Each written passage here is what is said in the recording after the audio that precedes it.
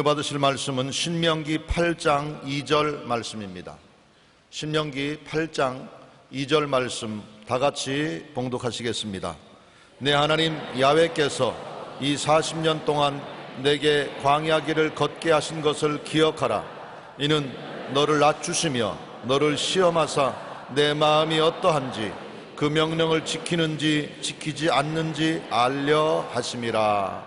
아멘. 오늘 여러분과 함께 저는 깨어진 사람이라는 제목으로 은혜를 나누겠습니다. 물건은 깨어지면 못 씁니다. 내가 어릴 때는 어머니 따라 부엌에 가서 불 떼는 데도 도와드리고 또 불도 쬐고 했는데 항상 어머님이 하신 말씀이 그릇들을 만지지 말라. 왜요? 얼마나 비싸다고 네가 떨어뜨리면 깨지잖아. 그래서 어머니가 계시면 항상 그릇에 손을 안 대려고 했었습니다.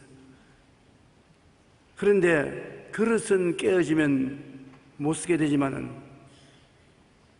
사람은 깨어지지 않은 사람을 만나면 큰 어려움을 겪습니다. 사람은 깨어지지 않으면 쓸모가 없어요. 여러분 자신도 깨어진 사람이 아니면 남편에게 골무리가 되고 또 아내에게 골치 아픈 자가 되고 이웃이 어려움을 겪게 되는 사람이 되는 것입니다. 왜냐하면 자기 중심적인 깨어지지 않는 모진 사람들은 이웃에게 재앙이 됩니다. 세상에 환난과 고통과 재앙이 있는 것만 아니라 그 사람 자체가 재앙이 되는 것입니다. 우리 인류 역사를 통해서 볼 때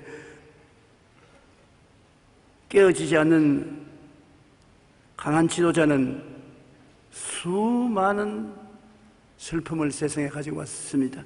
히틀러나 무소리니, 스탈린, 도조, 김일성 같은 깨어지지 않는 사람이 우리 인류에 끼친 화는 말로 다 할 수 없습니다.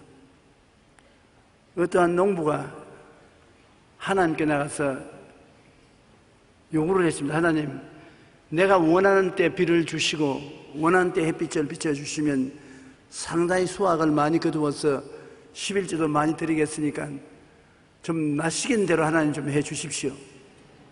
그 하나님이 이번 1년 동안 너시는 대로 내가 해주마. 그래서 비가 필요할 때 하나님 비를 주십시오 하니까 비가 농장에 내려서 곡식이 잘 자랍니다. 그리고 햇빛이 비칠 때 비춰주십시오.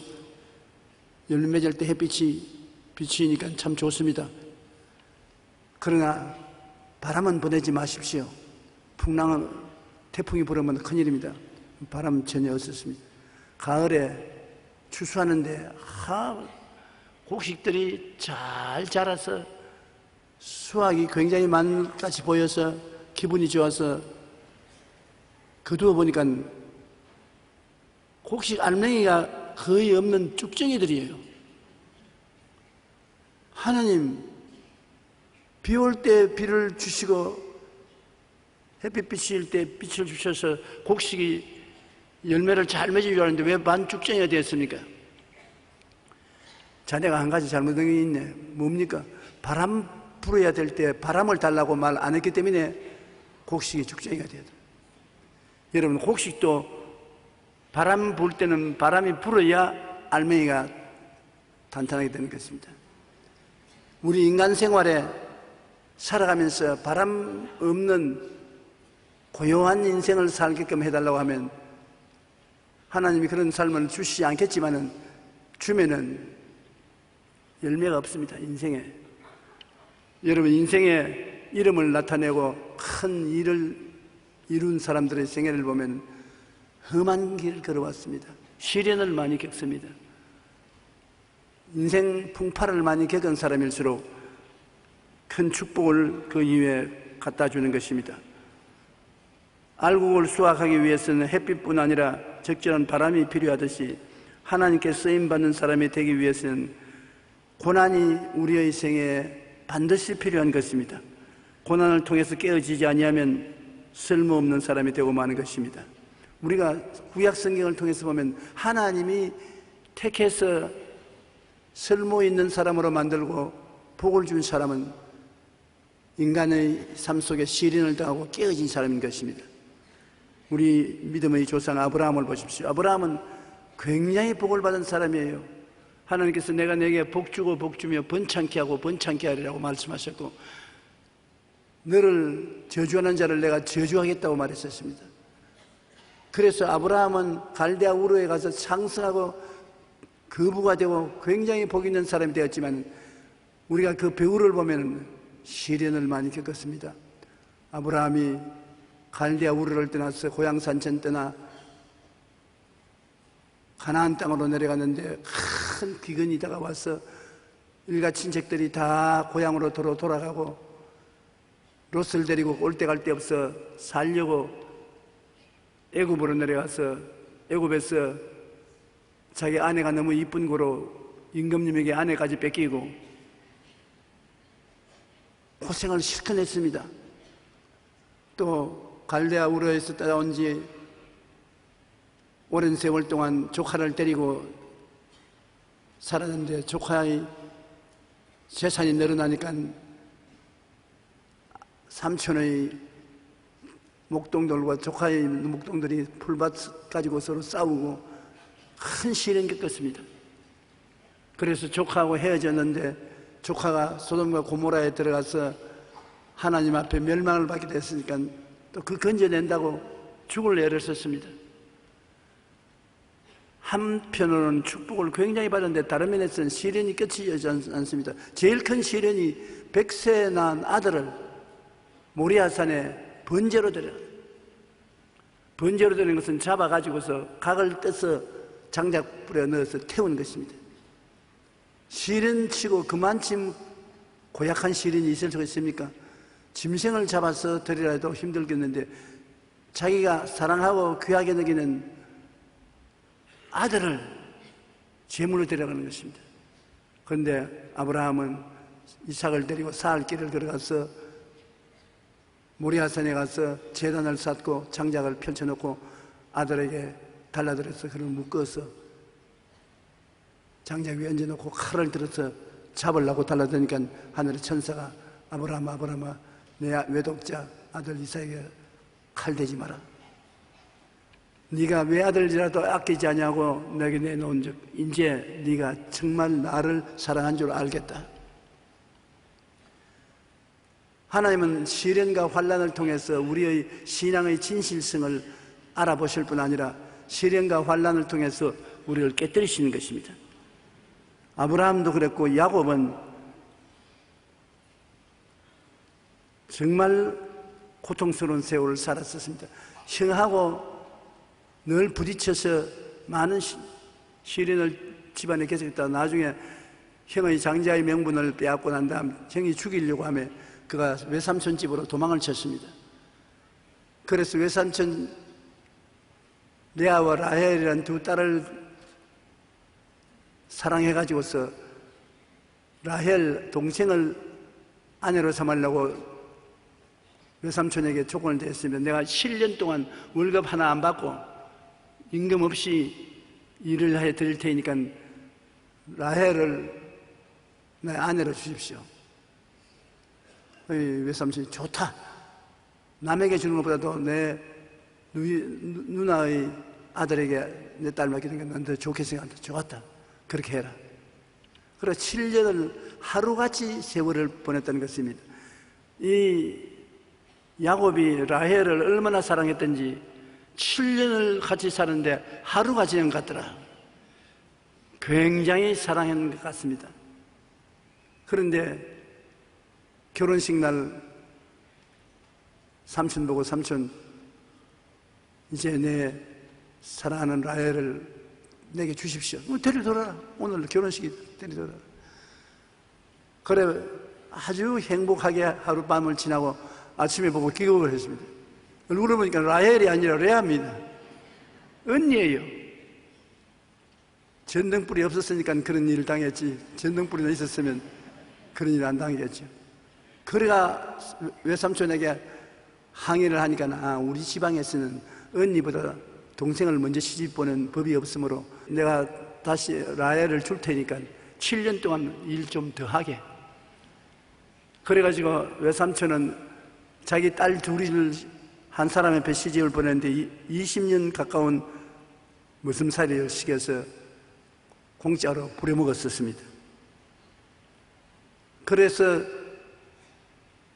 자기가 계획도 안 했는데 아내를 2살이나 거느리게 됐어요.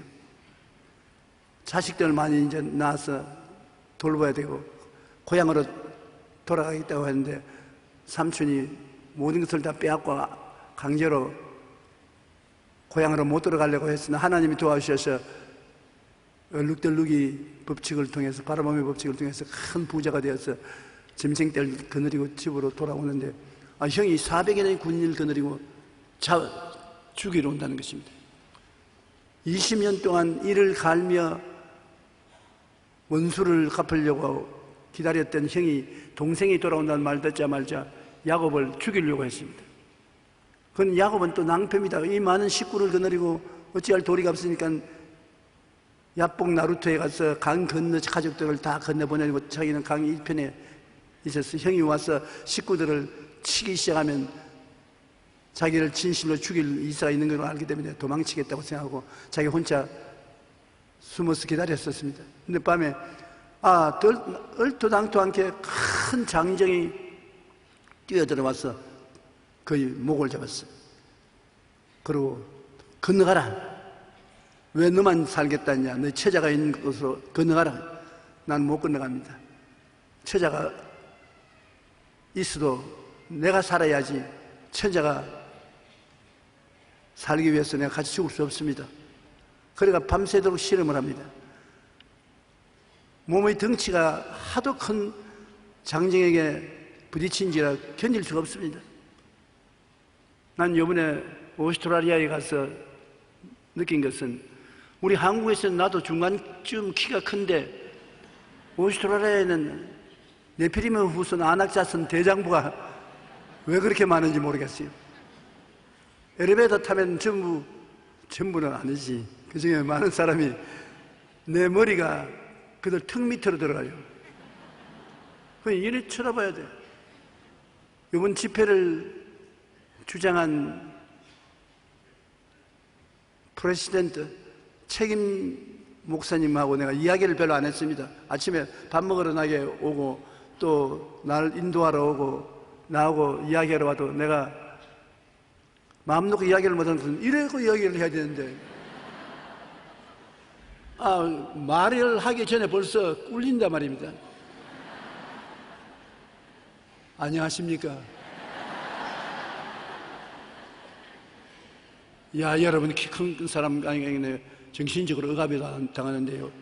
감당을 못하겠어요. 그런 사람하고 실험을 하려고 하면 난 백종으로 질 거예요. 근데 야곱이 잘못 당한 겁니다. 자기보다 아주 덩치가 크고 키가 큰 대장부가 들어와서 건너가라. 아니, 난 안 건너갑니다. 건너가라. 못 건너갑니다. 죽어도 가족들로 같이 죽고 살아도 같이 살아야지. 그건 옛날 사람들 이야기고 내가 살아야 되겠습니다. 그러니까 그 덩치 큰 사람이 도저히 야곱이 말을 안 듣고 발버둥을 치므로 손을 들어서 환두뼈를 치니까 이제 환두뼈가 어그러져 가지고서 쩔름발이가 되었습니다. 자, 형은 400년의 군대를 거느리고 오는데 이제 덜름발이가 됐으니 달아날 희망이 사라졌습니다. 쩔뚝거리면서 여러분 어떻게 달아납니까? 사람은 두 다리가 튼튼해야 일도 잘하고 달아나기도 잘 할 수 있는데 다리가 쩔뚝거리면 큰일이거든요. 오스트라리아에 있는 목사들과 어지간한 성도들은 제가 파킨슨 병에 걸려서 고생한다는 것 다 알고 있습니다. 내가 얼마 있으면 못 걷고 휠체어에 앉아서 밀려달릴 것이라고 생각합니다. 그래서 내가 설교하는 중간에 사람들 앞에서 들었습니다.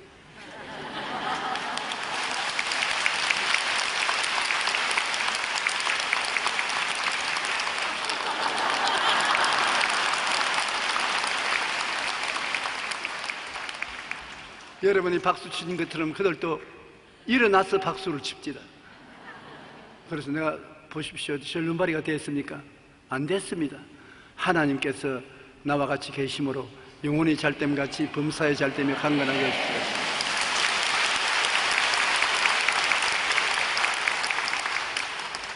그래서 저는 하나님이 축복하심으로 여러분 앞에 서서 복음을 전하라고 절름발이를 안 만들었지만은 야곱은 하도 고집이 세니까 하나님이 영구히 절름발을 만들었습니다. 그러니 형이 400여의 군대를 거느리고 오는데 건강한 몸이 아니고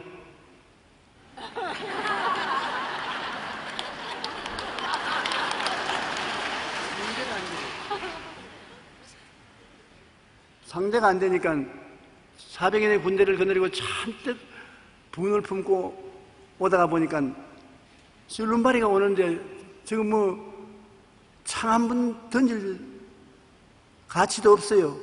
그런데 하나님께서 같이 계심으로 갑자기 채근한 마음을 주셨습니다. 채근한 마음을 주어서 20년 동안 원한이 변해서 20년 동안 불쌍한 마음이 됐었어요. 사람이 마음에 채근한 마음을 품으면 원수를 갚을 수가 없습니다. 눈물이 앞서지요. 아까 어머님의 사랑은 말할 수 없다는 찬송 부를 때 자꾸 눈물이 나서 내가 또 오늘 강단에 서서 눈물 흘리면 안 되겠는데 애를 먹고 결심을 해서 다행히 안 울었어요. 이와 같이 형이 갑자기 마음속에 긍휼한 마음이 생겨가지고서 동생에게 오는데 동생은 땅에 7번 엎드려 절했습니다. 얼마나 다급하기에 7번 절했어요. 저라고 또 일어나고 저라고 또 일어나고. 형이 와서 목을 얼싸안고 야 이놈아 20년 동안 안부도 한 번 안 지내주고 그렇게 했으면서도 왜 건강한 몸으로 못 오고 쫄른바래가 돼서 왔냐? 내가 너를 도와주겠다. 내가 너를 죽이려고 400인의 군대를 거느리고 왔으나 400인의 군대를 동원해서 너를 옹위해서 보호해서 데리고 갈 거다. 하나님 앞에 깨어지니까 하나님이 같이 계시니까 원수가 친구가 되고 이웃이 되는 것입니다. 그러나 하나님께서는 야곱을 하나님이 복 주실 때 어지간한 시련과 고난을 통해서 깨어지게 만드는 것입니다. 더구나 야곱의 11번째 아들인 요셉은 보십시오. 형들에게 질투와 시기를 당해가지고서 애굽으로 포로로 종으로 팔렸습니다. 보디발의 집에서 10년 동안 종살이하고 그 다음에 보디발의 아내의 참소를 받아서 3년 동안 억울하게 감옥 생활을 했습니다. 13년 동안에 그는 종살이, 감옥살이에 뼈가 굵어졌습니다. 그러나 하나님이 같이 계심으로 하나님이 그를 높이심에 애굽의 국무총리가 되어서 나중에 그를 팔아먹었던 형제들이 다 와서 그 앞에 무릎을 꿇고 항복하고 사죄하는 놀라운 역사가 일어났던 것입니다. 깨어져야 하나님이 쓰는 것입니다. 가장 놀라운 일은 모세 보십시오. 모세는 하나님의 섭리에 의해서 바로의 딸의 양자가 되어서 애굽의 바로 궁에서 자랐습니다. 그러나 애국심이 투철해서 자기 동족을 방해하는 애굽 사람을 쳐 죽이고 난 다음에 이것이 들켜서 바로 왕이 죽이려고 하며 미디안 광야로 도망을 쳐서 40에 도망을 쳐서 미디안의 추장인 이드로의 딸에게 결혼해가지고서 40년 광야에서 삽니다. 목동으로서 떠오르는 햇빛 그리고 폭풍우 메마름 아무 친구도 없는 곳에 양떼를 거느리고 풀을 찾아 이 구석 저 구석으로 다니는 생활을 40년 동안 해서 40살의 젊은 나이에 광야에 들어온 그가 40년 동안의 머슴살이로 세월이 흘러갔으니 이제 세상에서 잊어버린 사람이 됐었습니다. 머리도 백발이 되고 몸도 허리가 굽어지고 세상의 욕망도 사라지고 이제는 나는 다 끝났다고 생각할 때 하나님이 찾아오셔서 불붙는 가시는 굴 안에서 말씀을 하셨습니다. 하나님이 백향목도 있고 좋은 나무도 있을 것인데 왜 가시능쿨을 통해서 이야기했느냐? 40년 동안 광야 생활을 하니까 인생이 가시와 같이 되고 마는 것입니다. 세상에 쓸모없는 것이 가시능굴 아닙니까? 자기 인생이 가시능굴같이 되어서 나는 버림받았다고 생각하는데, 가시능굴이 불에 타는 것처럼 하나님의 성령의 불이 오면은 아무리 가시능굴 같은 사람에게도 하나님의 말씀을 대변하는 주의 일꾼이 될 수 있는 것입니다. 사람은 자기를 비하할 때가 많습니다. 나는 아무 쓸모가 없습니다. 나는 가시능굴 같은 인간입니다. 나는 버림받은 사람입니다. 하나님은 그런 거 개의치 않습니다. 가시능굴에도 성령의 불만이 임하면 천하를 밝힐 수가 있는 것입니다. 그래서 40년 동안 그런 시련을 통해서 깨어져서 하나님께 항복하고 난 다음에 하나님의 종이 될 수가 있었던 것입니다. 신명기 8장 2절로 3절에 보면 내 하나님 야훼께서 이 40년 동안에 내게 광야길을 걷게 하신 것을 기억하라. 이는 너를 낮추시며 너를 시험하사 내 마음이 어떠한지 그 명령을 지키는지 지키지 않는지 알려 하심이라. 너를 낮추시며 너를 줄이게 하시며 또 너도 알지 못하며 내 조상들도 알지 못하던 만나를 내게 먹이신 것은 사람이 떡으로만 사는 것이 아니요 야훼의 입에서 나오는 모든 말씀으로 사는 줄을 내가 알게 하려 함이라. 이는 다 너를 낮추시며 너를 시험하사 마침내 내게 복을 주시려 하심이니라. 하나님의 목적은 마침내 복을 주겠다. 그러나 그 중간에 깨뜨려서 낮추신다. 교만하고 오만하고 날 좀 보소, 날 좀 보소, 동지 섣달 못 본 듯이 날 좀 보소, 이렇게 어깨에 펴고 머리를 흔들어 제끼는 사람하고는 무슨 일을 할 수가 없어요.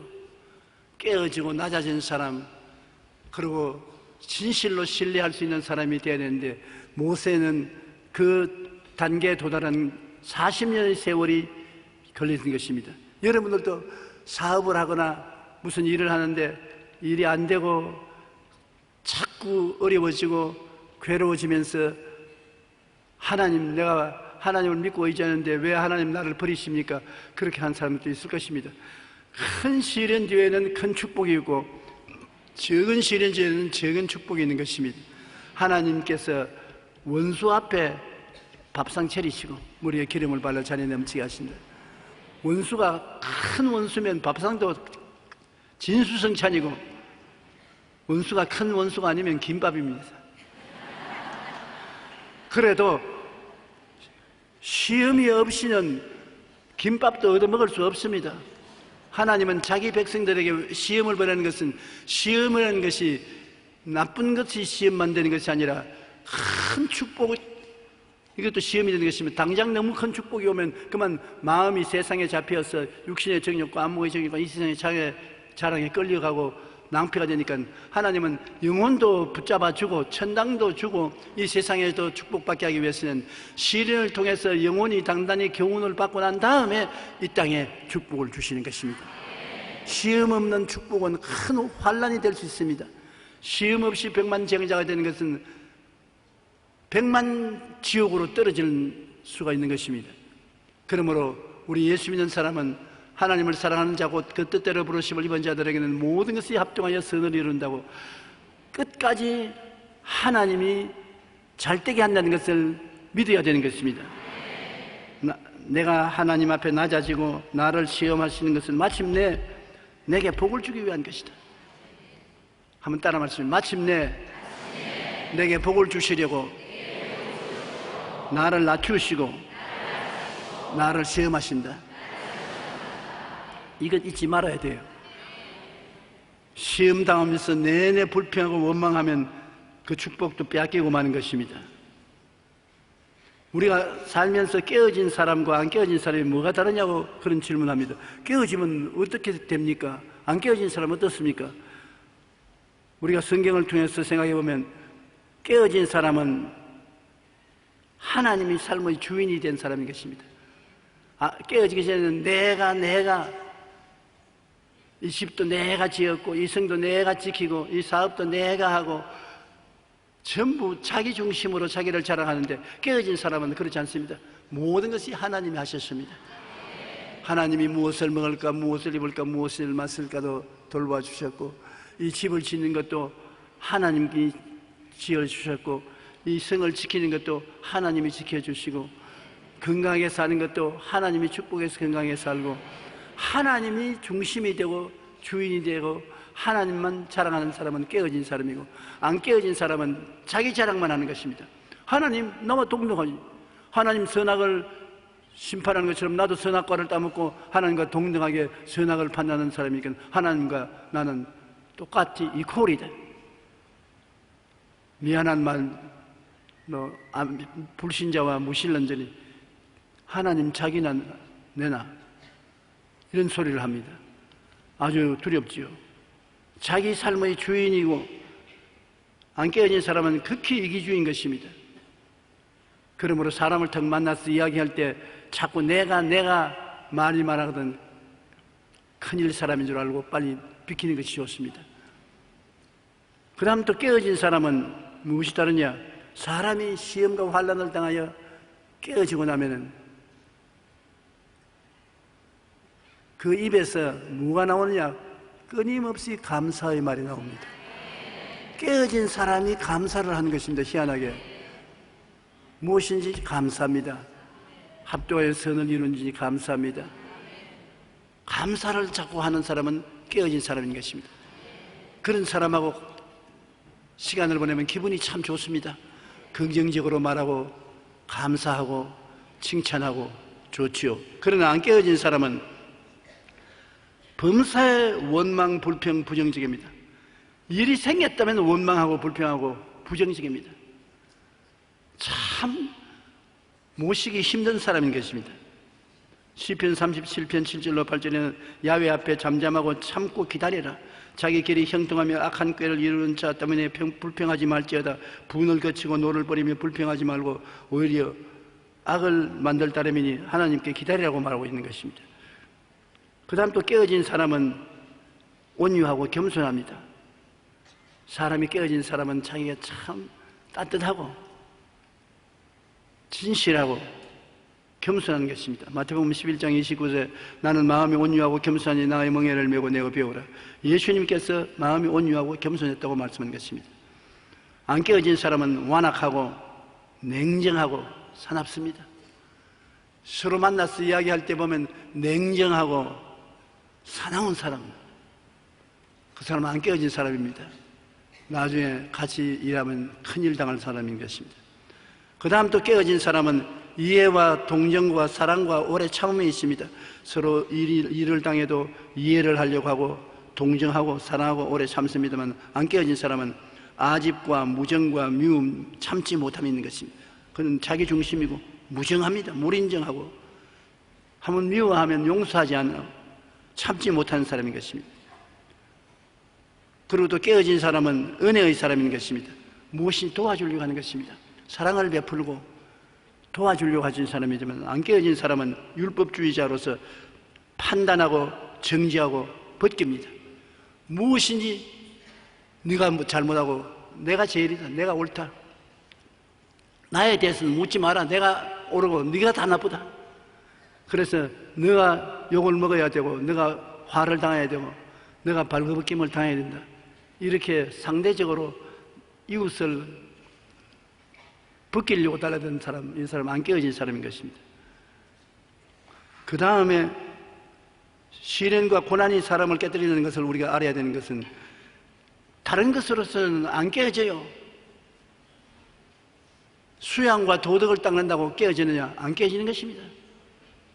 왜냐하면 태어날 때부터 벌써 범죄자의 자식으로 DNA를 가지고 태어났기 때문에 앞으로 인간적인 수양과 도덕을 닦도록 해도 안 깨어지는 것입니다. 속에서부터 변화시키는 역사가 일어나야 되는데,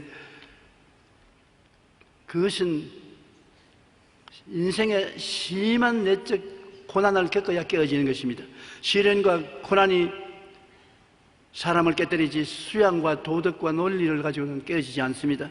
선악과를 먹고 하나님과 동등됨을 의시되는 인간이 자기의 무력함을 깨닫고 하나님 앞에 엎드려 순종하며 하나님 중심으로 돌아올 만큼 고난을 당해야 되는 것입니다. 고난은 싫어요. 누구든지 고난당한 거 좋아하는 사람은 없습니다.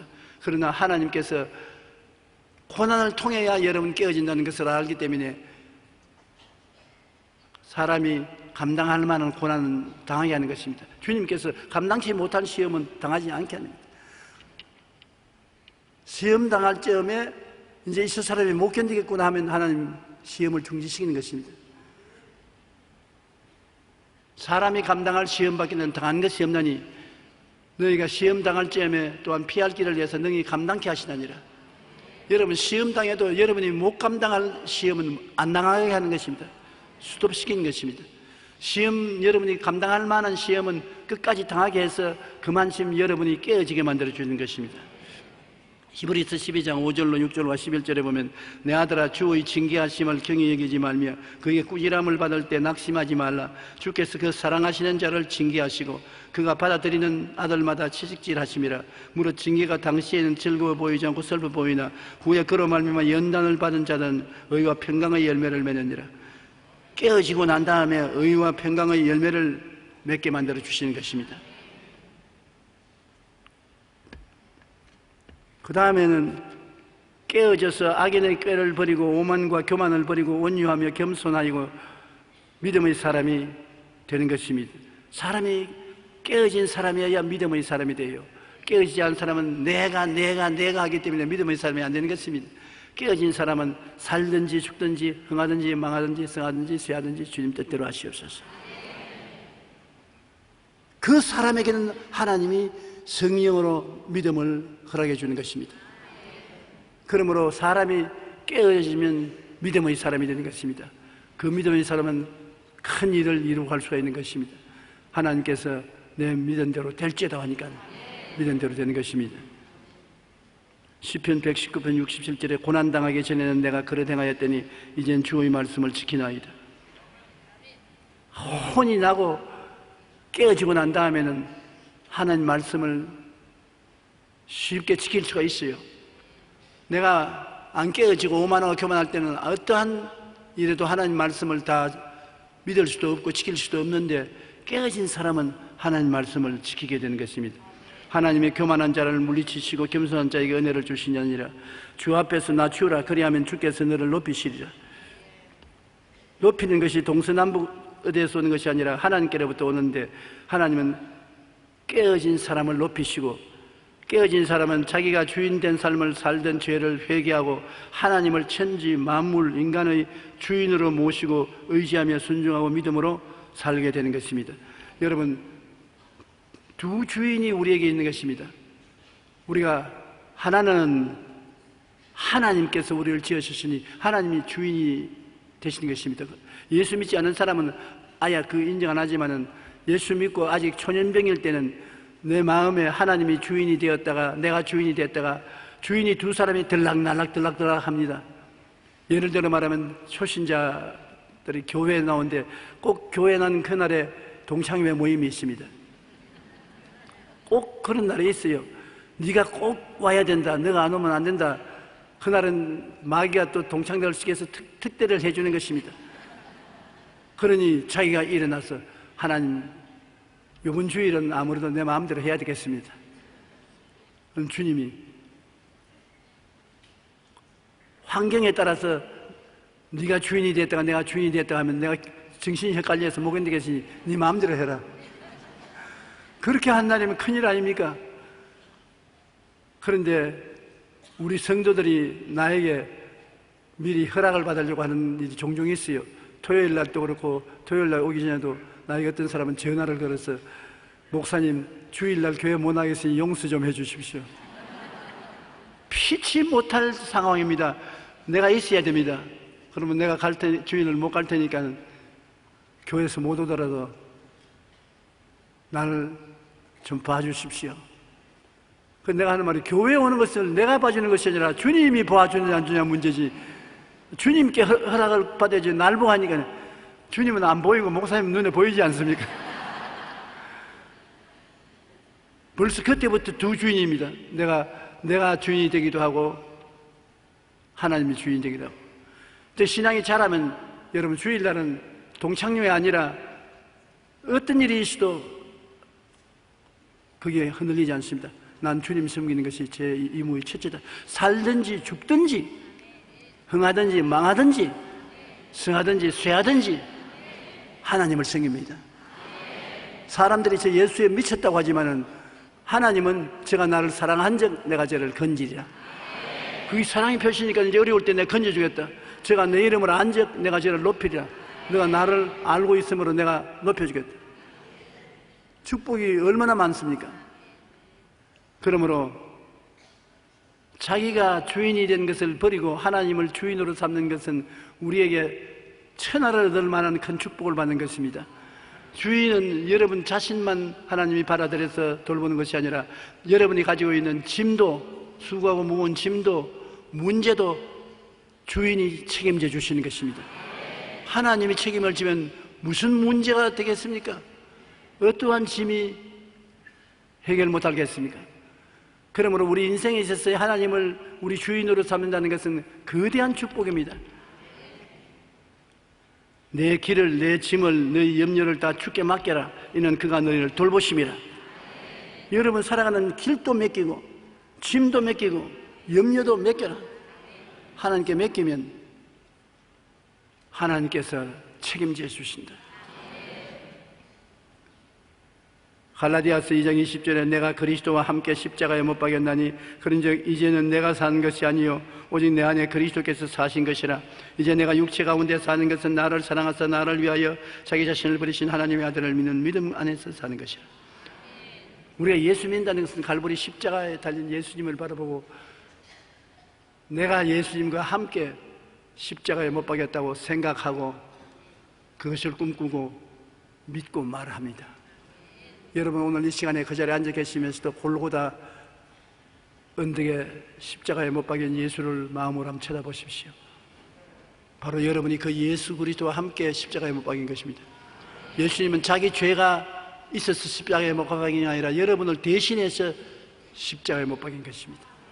함께 십자가에 못 박여 죽고 함께 장사진 바 되고 함께 부활해서 함께 성천해서 보좌 우편에 앉은 것입니다.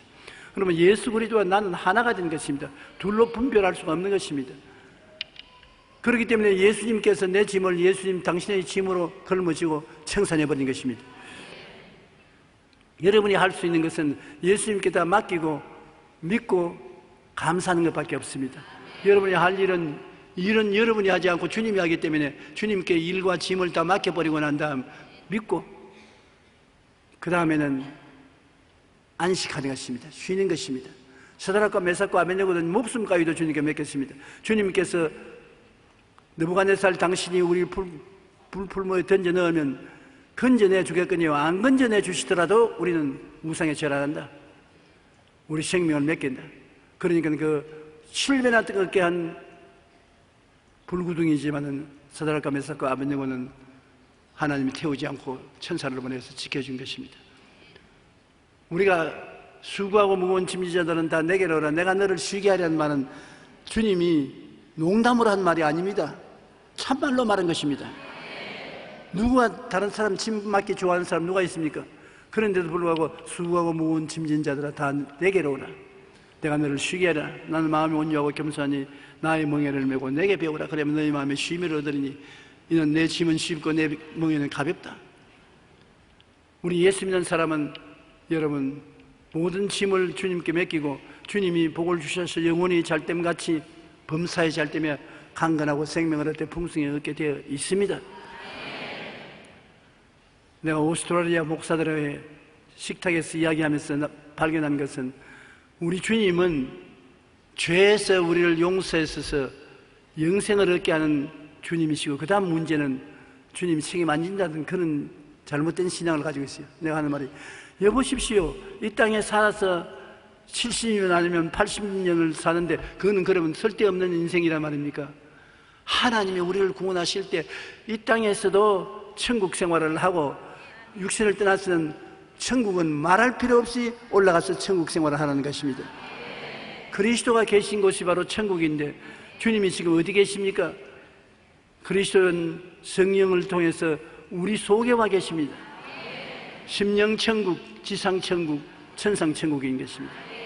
한번 따라 말씀하십시오. 나는 예수님을 믿고 마음천국, 지상천국, 영원천국에 들어가서 삽니다. 좋은 하나님, 좋은 예수님을 모신 결과에 이러한 일이 일어나지 않을 수가 없는 것입니다. 그러므로 우리는 하나님께 모든 것을 맡기고 하나님을 주인으로 삼고 살면은 하나님께서 우리를 깨뜨리게 만들었어요. 깨어져서 정말로 하나님 품에 안겨 있는 귀한 사람이 되기를 원합니다. 시편 119편 71절에 고난당한 것이 내게 유익이라 이로 말미암아 내가 주의 율례들을 배우게 되었나이다. 여러분께서 하나님의 말씀을 딱 외워서 가지고 있으면 어려운 일을 당할 때 그 말씀을 자꾸 말하면 그 말씀이 대신 싸워주시는 것입니다. 주께서 내 원수의 목전 앞에 내게 상을 베푸시고 기름으로 머리에 바르셨으니 내 잔이 넘치나이다. 그러면 내가 살아간 동안에 원수가 생겨서 나를 자꾸 괴롭히잖아요. 그러면 그 말씀을 가지고 대적을 하는 것입니다. 주께서 원수의 목전에서 내게 상을 베푼다. 하나님 진수성찬 차리는 것을 믿습니다. 원수가 자꾸 와서 괴로우니 잔을 차리심을 믿습니다. 성령으로 기름 부으셔서 내 일이 형통하게 되는 것입니다. 말을 꼭 말씀을 받아서 대적하면은 원수가 한 길로 왔다 7길로 도망치는 것입니다. 말씀이 굉장히 귀합니다. 그러므로 말씀을 가지고서 여러분 큰 승리를 하십시오. 베드로전서 5장 10절에 보면 모든 은혜의 하나님 곧 그리스도 안에서 너희를 부르사 자기의 영원한 영광에 들어가게 하시니가 잠깐 고난당한 너희를 친히 온전하게 하시며 굳건하게 하시며 강하게 하시며 ter을 견고하게 하시리라. 우리가 시련의 학교를 졸업하면 그 졸업장이 온전하게 굳건하게 강하게 ter을 견고하게 한 졸업장이라는 것을 우리가 알 수 있는 것입니다. 밤과 낮이 번갈아 하루가 되는 것처럼 평안과 시련이 번갈아 오는 것은 우리가 하나님의 사람이 되어 하나님이 사용하시기에 합당하게 교육시키는 것입니다. 밤이 가고 낮이 와서 하루가 된다. 그럼 우리 인생살이에도 평안과 시련이 아침 저녁으로 번갈아 와서 온전한 사람이 되게 만들어 주신다. 우리는 반드시 시련이 오는 것을 잊지 마십시오. 그러나 반드시 시련을 통해서 예수님께 의지하면 우리가 깨어진 사람이 되어서 주님의 사랑을 받게 된다는 것을 알아야 되는 것입니다. 오늘날 또 하나님의 마음에 합당한 사람은 마음이 깨어져 온유하고 겸손한 사람이 된 인물인 것입니다. 다윗을 보고 하나님 내 마음에 합당한 사람을 했는데 다윗은 깨어진 사람이었습니다. 오늘 여러분은 모두 다 여의도 순복음교회에 왔다 갔다 하시면서 시련을 통하여 깨어지는 것을 두려워하지 마시기 바랍니다.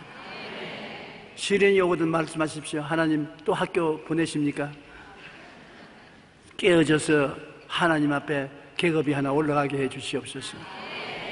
절대로 감당치 못할 시험 당함을 허락하지 아니하십니다. 감당할 만한 시험만 주시는 것입니다. 그래서 시험을 당할 때 즐거워하고 감사하는 여러분 되시기 바랍니다. 저는 저희 신앙생활에 경험한 것은 시험을 당하면 결과에 가서 좋아지지만은 결과의 끝이 다가올 때쯤 되면 참을 수 없이 괴롭습니다. 그 괴로움을 이기기 위해서 제일 좋은 길이 감사하는 것입니다. 하나님 이 고통을 감사합니다. 이 시련을 감사합니다. 이 시련을 가져온 그놈 콧대를 때리고 싶었지만은 감사합니다. 나를 그런 진노의 자리에 들어가지 않게 해주시옵소서. 자꾸 감사를 하면 감사가 제일 빨리 우리를 시험에서 건져주는 것입니다. 함께 분노하고 진노하면은 더 큰 시험이 다가오고 시험이 괴로워지는데 감사로 제사를 드린 하나님의 영화로움을 받고 곧장 시험에서 이겨나오게 할 수 있는 것입니다. 한번 따라 말씀해주세요. 하나님 아버지, 이 시험이 감사합니다. 고맙습니다. 그렇게 자꾸 번복하시기 바랍니다.